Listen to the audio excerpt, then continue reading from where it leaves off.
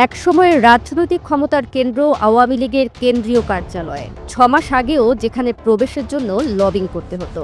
কার্যালয়ের সামনে ছিল পুলিশ প্রোটেকশন আর মন্ত্রী এমপিদের গাড়ির বহর, কিন্তু এখন সেখানে প্রবেশ তো দূরের কথা, দুর্গন্ধে এর পাশ দিয়ে হেঁটে যাওয়াই যেন দুষ্কর হয়ে পড়ছে, কারণ বর্তমানে কার্যালয়ে পাবলিক টয়লেটে পরিণত হয়েছে।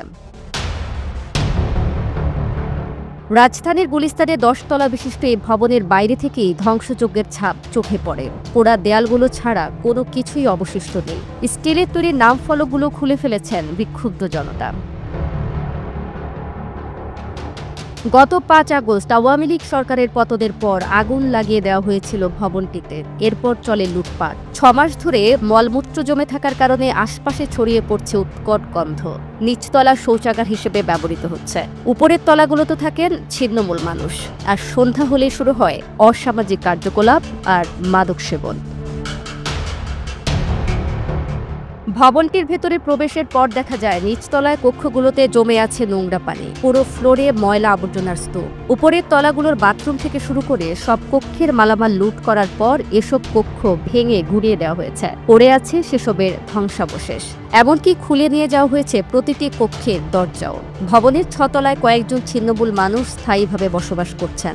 রাতে আরও অনেক লোক ভবনে আসেন, চলে মাদক গ্রহণ আর অসামাজিক কার্যকলাপ। আজকে আওয়ামী লীগের এই পরিণতির কারণে কাউকেই দায়ী করছি না। আসলে গ্রাম বাংলায় একটা প্রভাব আছে, যেমন কর্ম তেমন ফল। আজকে আপনি যেমন করবেন তেমনটাই আপনার জন্য অপেক্ষা করবে হয়তো সামনে। এখানে দেখলাম নিচে মানুষ পেশাব পায়খানা করে, তারপরে নোংরা পরিবেশ। তারপরে আমরা একটু ধীরে ধীরে উপরে উঠলাম। উপরে ওঠার পরে দেখলাম ফ্লাফান মাদক খাইতেছে। তারপরে আরও উপরে উঠলাম, তারপরে দেখলাম রুমে রুমে বিছনাপাতি, এগুলা সন্ধ্যার পর হয়তো বিভিন্ন খারাপ কিছু চলে। সারাদিন আওয়ামী লীগ পার্টি অফিসে কী দেখতাম, আগে দেখতাম আগে তো পুলিশের কারণে গলিতে হাঁটাচলা করা অসম্ভব হইতো। কারণ আগে যখন আওয়ামী লীগ ক্ষমতা ছিল, স্বৈরাচারী যারা ক্ষমতা ছিল তারা সাধারণ জনগণের এই গলিতে হাঁটাচলা করতে দিত না। আর এখন তাদের পতন হয়েছে। তাদের পতন হওয়ার পরে এখন সাধারণ জনগণের ভিতরে গিয়ে প্রস্তাব করছে, তারপরে আবার রাস্তায় টোকাইরা উপরে থাকছে, এভাবেই চলছে। আর আপনারা তো দেখছেনই, এই যে গন্ধও থাকা যায় না, মুতের গন্ধ। অপকর্ম যারা করে গেছে তাদের তো ফালায় যাওয়ার রাস্তা ফাইনে দেখে এখন আজকে ফাটিবুজ অবস্থা। এখন মানুষে এসে প্রস্তাব করতেছে এই জায়গায়। সাধারণ মানুষ বলছেন এটি আওয়ামী লীগের 16 বছরের দুঃশাসনের পরিণতি। আবার কেউ তুলনা করছেন ফেরাউন আবু জাহেলের পরিণতির সাথে। এটা আসলে তার 16 বছরের যে শাসনামল, তার ভিত্তিতে এই পরিণতি তার হয়েছে।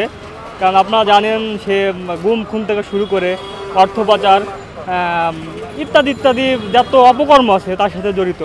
তার কারণে আজকে আমরা যেটা দেখতে পারতেছি, আমাদের দৃষ্টান্ত হয়ে আছে তাদের দুঃশাসনের একটা বহিঃপ্রকাশ। মানুষের জনগণের ভিতর থেকে বহিঃপ্রকাশের মাধ্যমে এটা সংগঠিত হয়েছে। শেখ হাসিনা, তার এমপি মন্ত্রীরা মোটামুটি সবাই এটার সাথে জড়িত ছিল।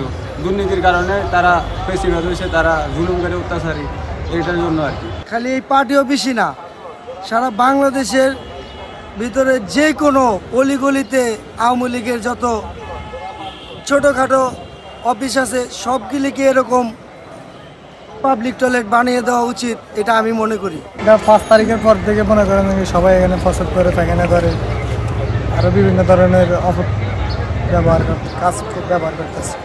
উপরের তলাগুলোতে কি হয়? উপরের তলাগুলোতে অনেকজনে অনেক কাজ করে। শেখ হাসিনার পার্টি অফিস আজকে পাবলিক টয়লেটে পরিণত হয়েছে। তার জালেম অত্যাচার কারণে সে যদি আজকে ভালো কাজ করত, তাহলে তার এই অফিস আজকে পাবলিক টয়লেটে পরিণত হতো না। সাধারণ মানুষের প্রত্যাশা, জুলাই অভ্যুত্থানে ছাত্র জনতার উপর গণহত্যার নির্দেশদাতা শেখ হাসিনা সহ জড়িতদের দ্রুত বিচারের ব্যবস্থা করবে সরকার। একই সাথে আওয়ামী কার্যালয়কে জাদুঘর বানানোর দাবি তাদের। SATV digital.